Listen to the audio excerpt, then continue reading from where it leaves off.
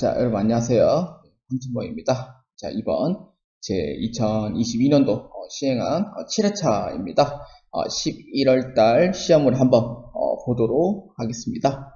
자, 회계관리 2급은 제가 현재 3, 6, 9, 12, 1, 5 해가지고 총 6개 회차를 올렸고, 자, 이번 이제 하는 회차는 2022년도 11월 달에 시행한 회차로서 마지막 회차가 되겠습니다. 그렇기 때문에 자, 이번 제 마지막으로 2022년도 이제 1번부터 자, 10번까지 저랑 함께 자, 같이 한번 보도록 하겠습니다.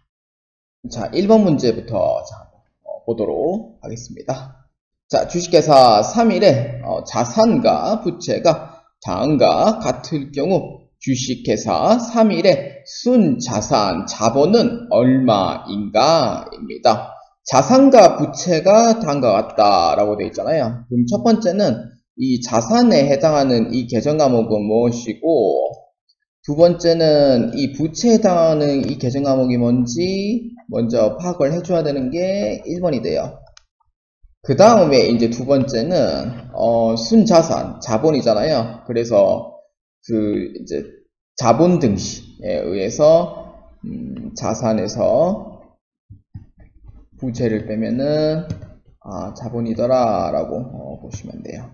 그래서 이 두 가지를 먼저 알고 계셔야 되는 내용이 됩니다. 그렇기 때문에 첫 번째는 매출 채권에 대한 부분에 대해서는 외상유출금과 바드러움의 이제 합친용어니까 이거는 자산이더라 이렇게 보시면 되고, 기계장치도 하나의 내 재산 중 하나죠. 그래서 자산. 그다음 미지급금은 부채. 영업권은 내가 인수합병으로 얻은 재산이니까 자산.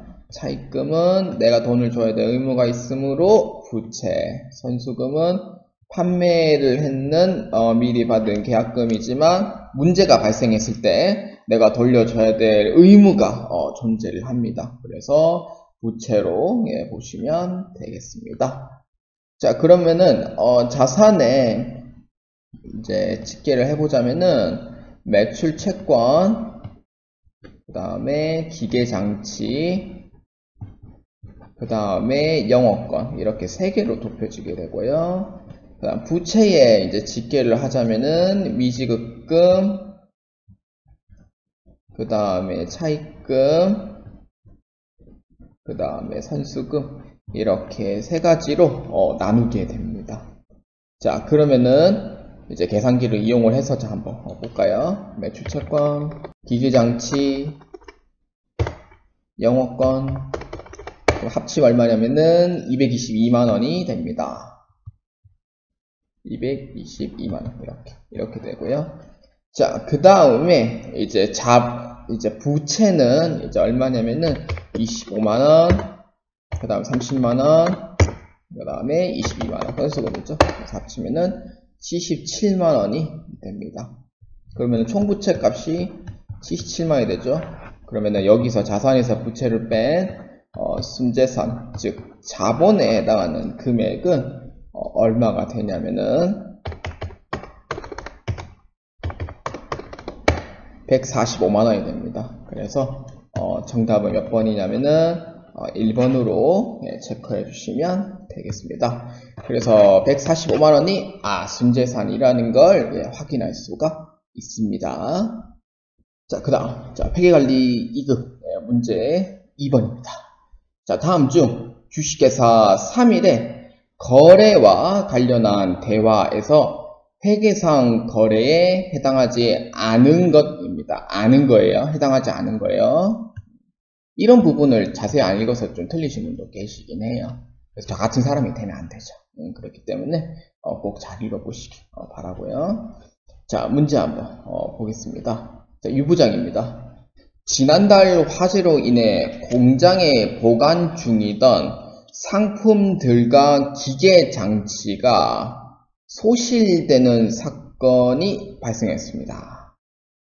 자, 이로 인하여 우리 회사가 금전적인 피해를 입었습니다. 우리 그 아산시에 해당하는 그 기기장치 보니까 그 귀모로 시작하는 회사 있잖아요. 거기가 이제 재작년에 불이 좀 많이 났었죠. 그래가지고 거기에 있다는 뭐 건물, 그다음 기계장치, 뭐 그다음에 자재 등 다 그냥 다 소실되는 사건이 발생한 거죠. 아마 그거를 그리면서 만든 문제인 것 같아요. 제 예상에는 아닐 수도 있고요. 그래서 금전적인 피해를 입었는데 이 금전적인 이 피해를 입은 이런 상황이 지금 현재 지금 내부적 거래에 해당돼요. 이거는 분계 처리가 있죠. 뭐예요? 재해 손실로 처리를 해야 되는 분계예요. 왜냐면은 기기장치가 있었는데 기기장치는 이미 소실됐고 그렇기 때문에 기기장치가 없어진 거잖아요. 그래서 재해 손실로 처리를 해야 된다라고 봐야 되는 부분이고요. 그래서 박 차장이 이제 이에 따른 이제 맞춰주는 겁니다. 예, 그렇습니다. 그에 따른 피해를 신속하게 복구하기 위해 최선을 다하고 있으며 소실된 제품을 재생산하기 위해 원재료 500만원을 외상으로 구입하였습니다. 입니다. 이거는 이제 재생산을 위해서 만든 거기 때문에 기계를 다시 이제 재구입을 한 거죠. 그러면은 외부적 거래가 해당이 돼요. 그래서 개정 과목은 차변의 계기장치, 대변의 미지급금으로 처리하는 부분이라 그래서 거래가 된다라고 보시면 됩니다. 자, 그래서 노대리가 이제 이렇게 얘기합니다. 기계장치 또한 새로 구입하였으며 자금 사정이 여의치 않은 관계로 대금의 일부만 먼저 지급하였습니다. 라고 되어 있죠. 대금의 일부를 먼저 지급했다는 것은 대변의 보통예금으로 처리를 했다는 의미가 됩니다. 그래서 이것도 역시 외부적 거래에 해당이 됩니다. 자, 그렇기 때문에 노대리 같은 경우에는 외부적 거래가 해당이 되고 그러면 거래가 된다는 뜻이가 되죠.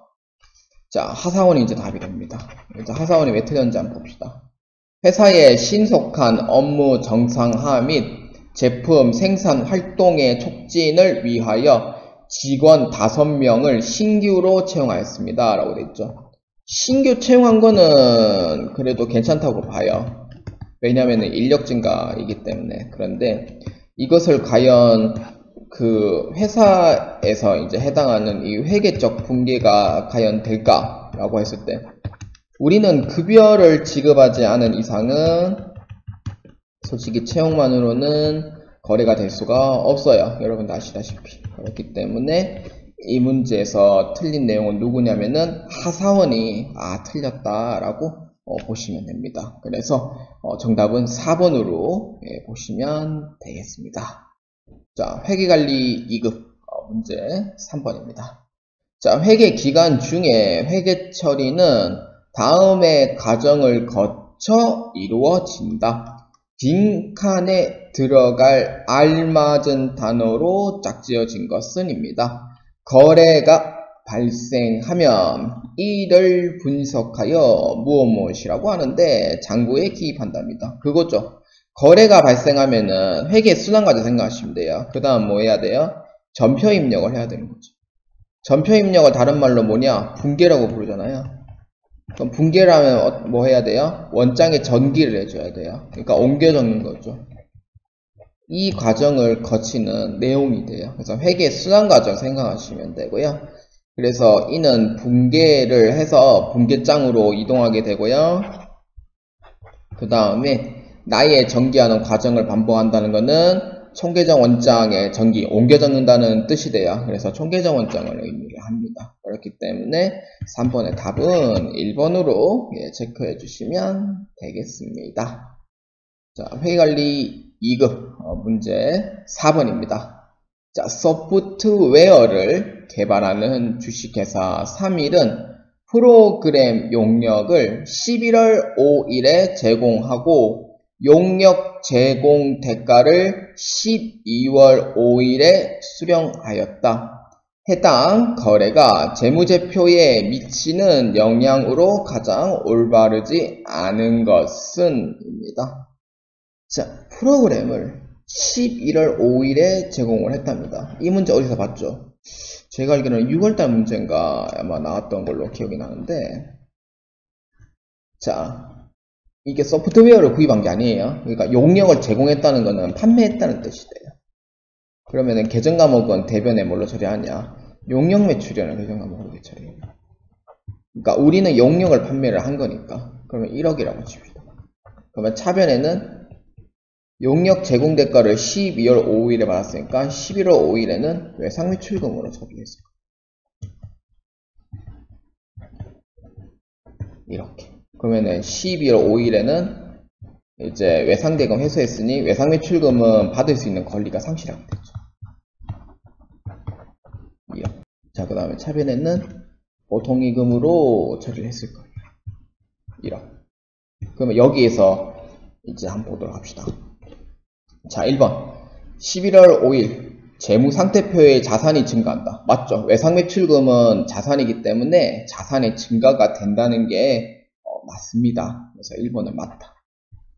자, 그 다음 2번. 11월 5일 손익계산서의 수익이 증가한다. 수익은 용역 매출을 뜻합니다. 그렇기 때문에 수익이 증가하는 것은 맞습니다. 그 다음에 12월 5일 재무상태표의 자산은 불변이다. 이거 아마 회계를 처음 하시는 분들 좀 헷갈릴 수 있는데 이게 거래의 판료서를 보자면은 자산의 증가와 자산의 감소예요. 그러니까 12월 5일자에 보면은 플러스 자산에서 올라가다가 마이너스 자산으로 내려가게 되는 거예요. 그럼 어떻게 돼요?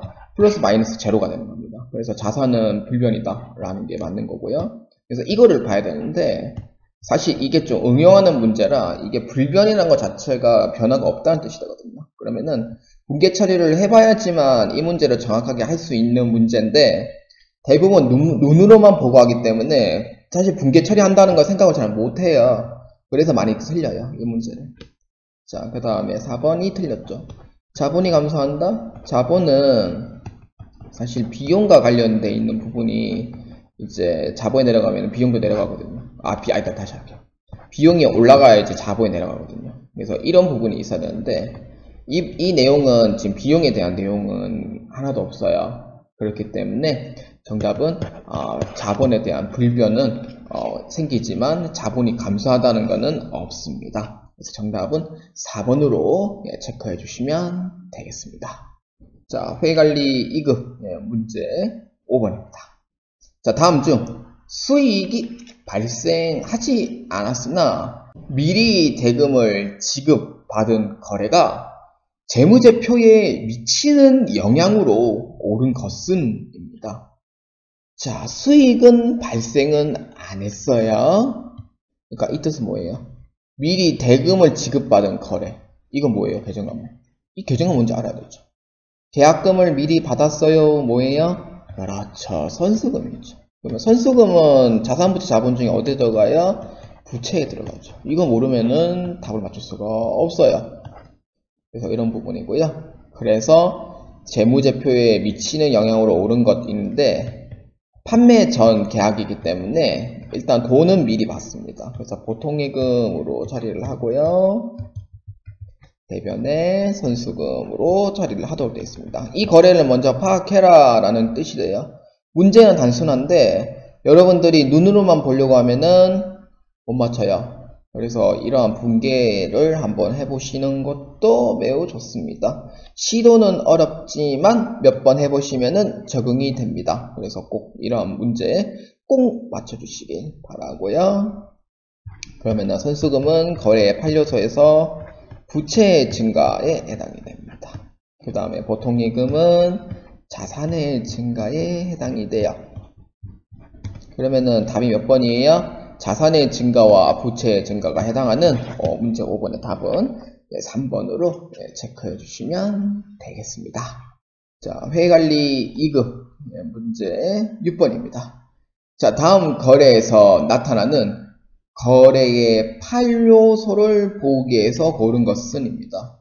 여러분들도 알게 모르게 이제 거래의 판료소에 대한 문제가 많이 나왔었거든요. 특히 4번 문제, 5번 문제도 거래의 판료소를 잠깐 유도하는 문제, 그 다음 6번 문제도 거래의 판료소를 유도하는 문제. 지금 거래의 판료소만 나온 거예요. 거의 4, 5, 6번 자체가.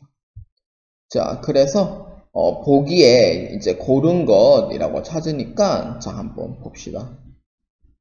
자, 운영 자금을 증가시키기 위해 은행으로부터 1억 원을 차입하였습니다. 차입입니다. 돈을 빌렸다는 뜻이 되죠. 대출금을 뜻합니다. 이 대출금은 내 돈이에요? 남의 돈이에요? 그렇죠. 남의 돈이죠. 내 돈이 아니에요. 타인 자본. 타인 자본은 내 돈 아니에요. 그래서 부채가 돼요. 그러면 계정 과목은 어떻게 돼요? 돈은 받았으니까 차변의 보통예금으로 처리를 합니다. 그래서 얼마? 1억. 그 다음에 대변에는 뭘로 처리해요? 차입금인데 단기인지 장기인지는 안 적혀 있잖아요. 그냥 이렇게 가로에 놓고 그냥 차입금이라고 적어 놓을게요. 1억입니다. 그러면은 이거 거래 판료소가 뭐예요? 자산의 증가죠. 보통예금은 자산이니까. 그럼 차입금은 뭐예요? 남의 돈이니까 부채잖아요. 부채가 올라가요, 내려가요? 돈을 갚지 않았기 때문에 부채가 올라가게 돼요. 그래서 부채의 증가가 되죠. 그럼 몇 번이에요?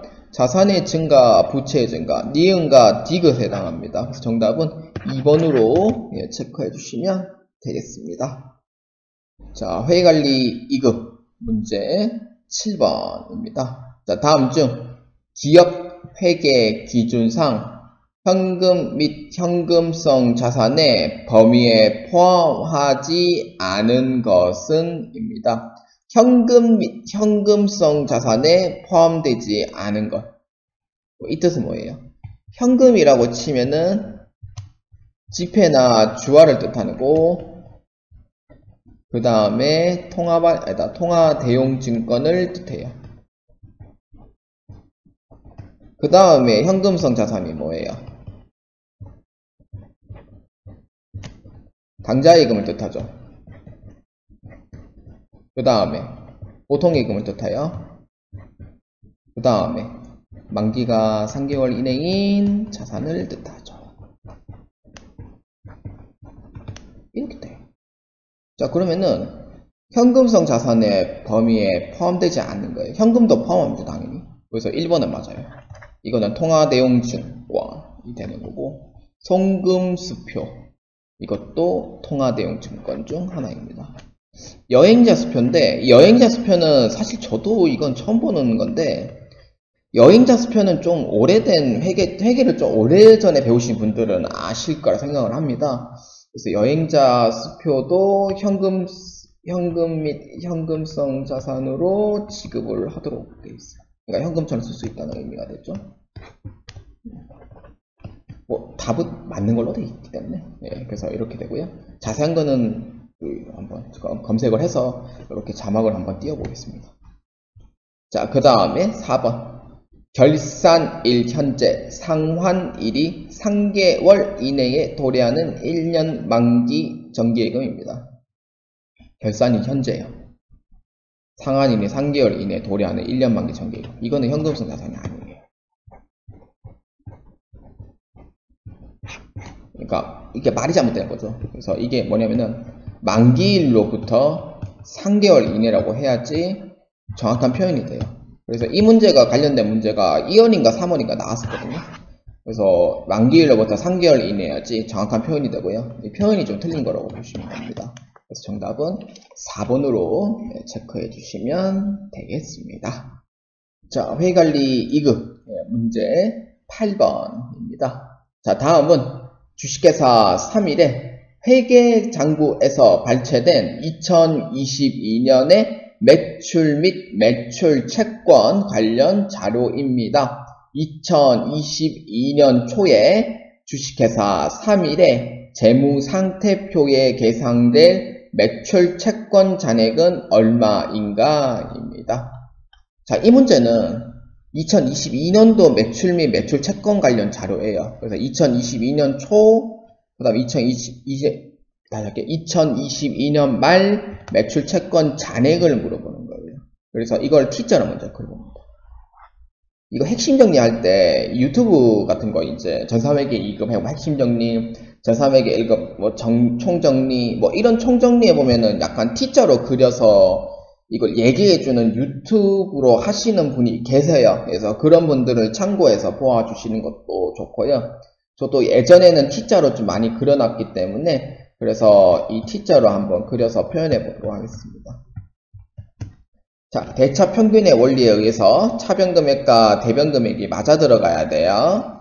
자, 그래서 자, 보도록 합시다. 자, 그러면은 2022년 1월 1일자에 기초금액이 있습니다. 자, 그 다음에 2022년 외상매출금액 이렇게. 자, 그 다음에 2022년 12월 31일 기말 외상매출금. 자, 그 다음에 2022년 중 회수금액입니다.